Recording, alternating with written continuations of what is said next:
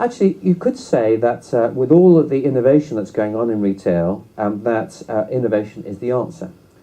Innovation is often linked with another word in people's minds, which is convergence. The idea of everything converging everywhere. That this iPhone, which is also controlling the presentation, which is also a camera, which is also a video, and so on. Convergence is an interesting story, and it is true that we've seen a massive amount of convergence in retail. So that every supermarket starts to look the same, every high street looks the same, every shopping mall looks the same. It's interesting, actually, to go all the way to Singapore, as I was this week, and I could have been in Westfield, to some degree or another. Convergence, convergence, convergence. But what actually, the reality is something else in terms of competitive advantage. Here is an interesting fridge. It's got a screen on the front which allows you to surf the internet while getting milk out. The challenge is that actually it's quite difficult to surf and for your son to get the milk out. Put your hands up if you like one of these things. Here's another one with an interesting innovation. This is a way to double surf. You can surf the internet and surf the waves at the same time. It's been an exceptionally popular product, sold millions, as you can imagine. Convergence tells us that we would all have thrown these remotes away and got a single remote like this. And these only cost about £2 from Curry's. The question is, who has one? Put your hands up if you've got a universal remote.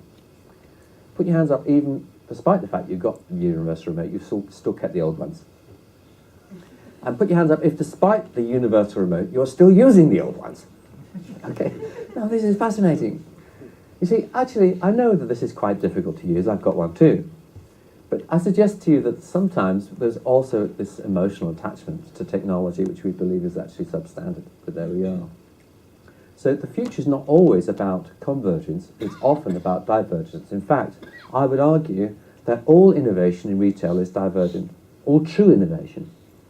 If we're just copying the success story of a competitor, what's so clever about that?